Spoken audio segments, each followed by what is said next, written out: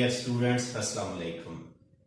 आज हम physics first year के लेक्चर 3 के साथ और आज हम डिस्कस करेंगे दो टॉपिक्स। इसमें पहला number 1, conventions for writing or using the units. ऐसा यूनिट्स को यूज करने के लिए जो कन्वेंशंस यूज किए जाते हैं फिजिक्स के अंदर। और दूसरा हम इसमें जो यूज करेंगे वो होगा error in the measuring or error in a measurement. So we will start from the topic conventions for writing a unit. मैं इसके मेन पॉइंट्स बनाता जाऊंगा। पहला जो इसका पॉइंट है, पहले है वो है full name of the unit.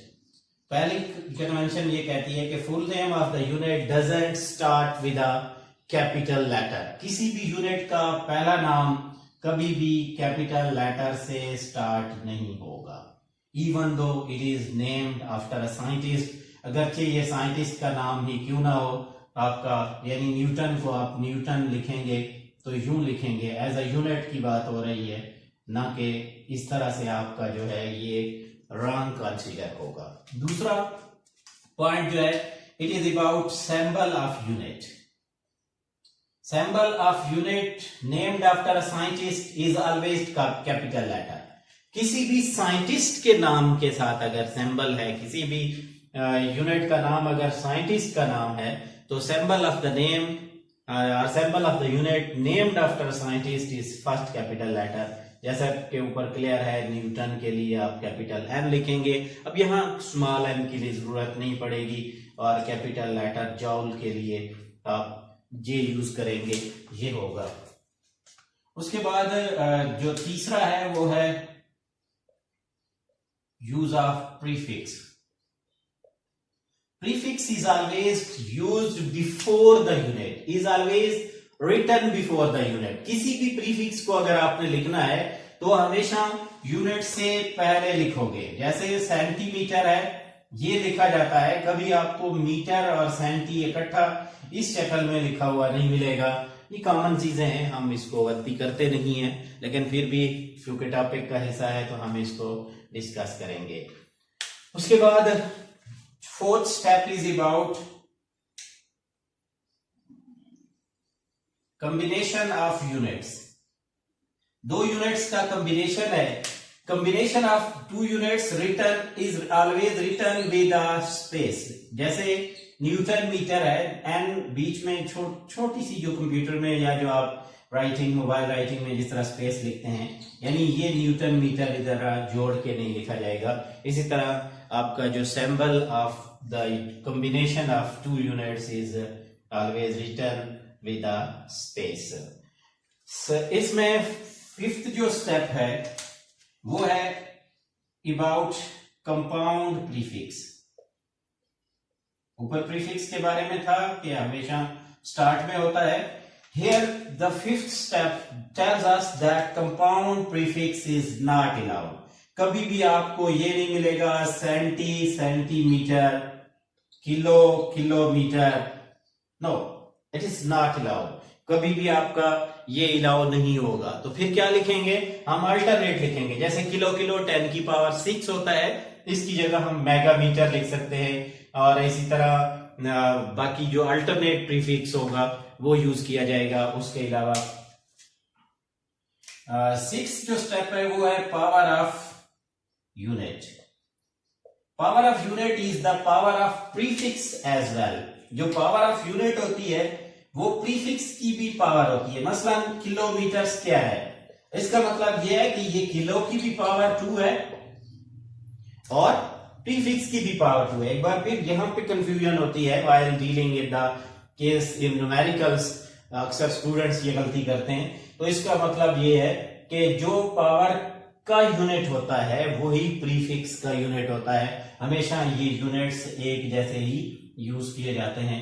तो ये आपके पास उसके बाद सेकंड लास्ट के बाद लास्ट स्टेप ये है कि आपका जो यूनिट्स होते हैं वो आपके standard units must be used while dealing in while calculating numericals.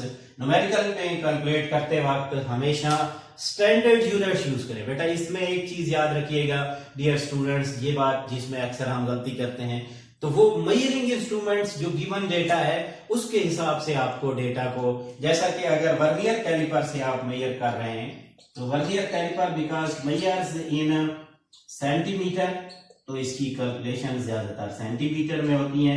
इस तरह स्क्रू गेज की जो है वो आपकी हमेशा कोशिश की जाती है कि उसकी मेजरमेंट्स जो होती हैं वो हमेशा मिलीमीटर में की जाती हैं, तो इनको भी उसी फॉर्म में ही करना चाहिए। अगेन आई विल रिपीट जल्दी से, ताकि जिस किसी को क्लियर नहीं है तो एक क्लियर हो जाए।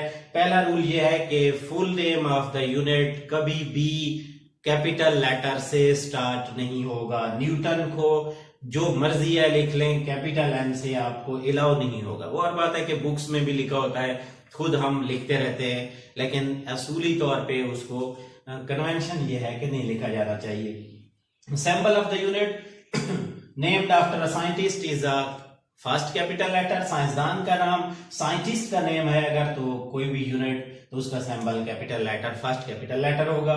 ये बहुत आसान फार्मूला है, इजीली आप न्यूमेरिकल में इसको यूज कर सकते हैं। यानी कंसेप्ट है इसका कि जो भी साइंटिस्ट का नाम है उसका सिंबल हमेशा फर्स्ट कैपिटल होगा। Use of prefix is always used before the SI unit. Prefix हमेशा एसआई यूनिट से पहले यूज किया जाता है, बाद में यूज नहीं किया जाता। कॉम्बिनेशन ऑफ यूनिट, जो कॉम्बिनेशन है यूनिट्स का वो it is written with a space, ये हमेशा एक स्पेस के साथ लिखा जाता है। Compound prefix is not allowed. Compound prefix जो है वो कभी भी अलाउ नहीं होता है, डबल प्रीफिक्स नहीं अलाउ करते हैं। Power of the unit is power of prefix as well. Prefix की जो पावर होती है या यूनिट की जो पावर होती है वो प्रीफिक्स की पावर होती है, और स्टैंडर्ड यूनिट्स में आपके आंसर होने चाहिए। तो ये था शॉर्ट सा टच इसके लिए। Next is our topic is error. Error होती क्या है? गलती, जिसको हम कहते हैं। Error is basically the difference between individual value and true values।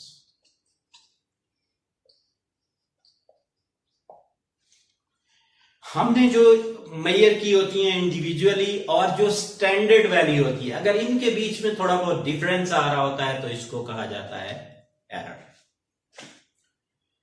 इसकी रीजंस क्या होती हैं? There are 3 reasons for the error. Error आमतौर पे 3 वजूहात की बुनियाद पे होती है। नंबर 1, पहली जो होती है वो है नेग्लिजेंस और inexperience of person. First error occurs due to inexperience और नेग्लिजेंस ऑफ अ पर्सन। दूसरे जो इसमें दूसरी रीजन होती है वो होती है फॉल्ट इन एपरेटस।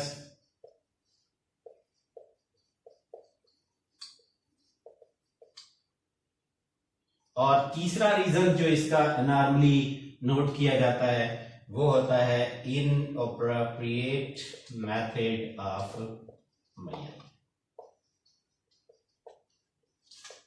मेजरमेंट का गलत तरीके का, जिसको आप कह सकते हैं कि मेथड का आपको पता ही नहीं है।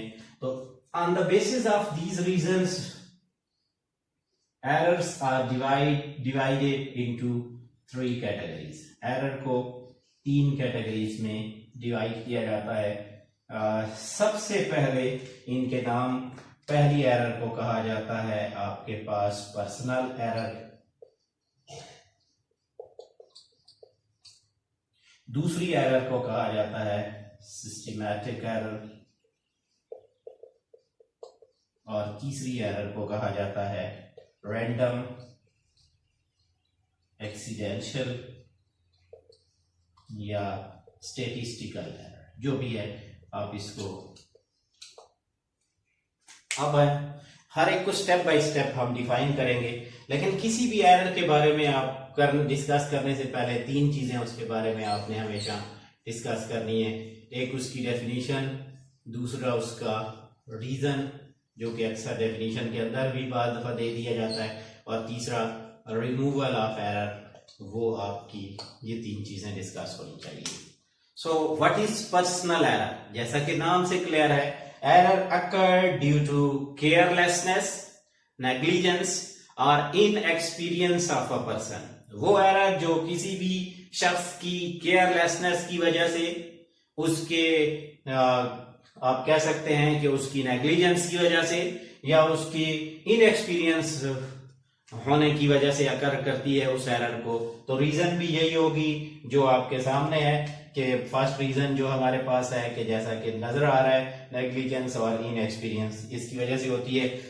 रिमूवल का मेथड क्या होता है? रिमूवल का मेथड ये है कि आप first of all train the person, उस बंदे को आप ट्रेन करें, and then allow him to measure some physical quantity, उसको फिर कहें कि आप मेजर करें, वरना फिर हर दफा ये एरर बार बार आपके सामने आती रहेगी। Second error, that is systematic error.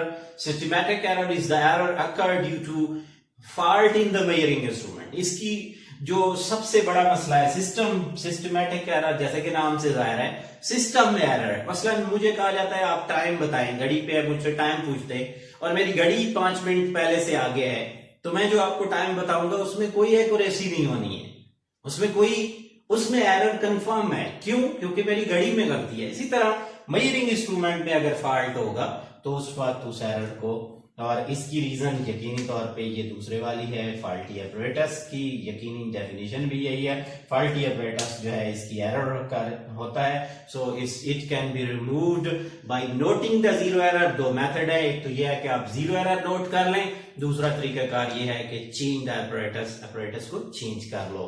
जो आपको इजी लगता है वही आप कर सकते हैं। और last method is, last thing is random और एक्सीडेंशियल एरर।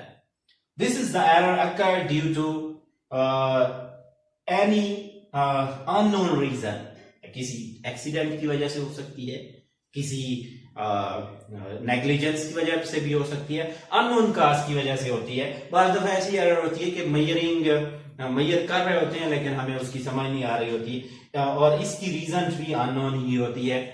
और आखिर पे it can be removed by taking average of the value. मसलन मेरे पास एक वैल्यू आई 1.5, दूसरी मेरे पास आई 1.4, तीसरी आई 1.3, तो मुझे इसकी रिमूवल का तरीकाकार ये होगा, मैं इन तीनों को ऐड करूंगा और इनको 3 पे डिवाइड करूंगा, जो कि मेरे पास एवरेज वैल्यू होगी 1.4, ये इसकी स्टैंडर्ड वैल्यू आ जाएगी। So this is the method how to remove the error. एक दफा फिर रिव्यू दे दूं कि एरर कब होती है, जब मेजर करने वाला शख्स और जो एक्चुअल ट्रू वैल्यू है वो आपस में उनकी वैल्यूज में डिफरेंस आता है।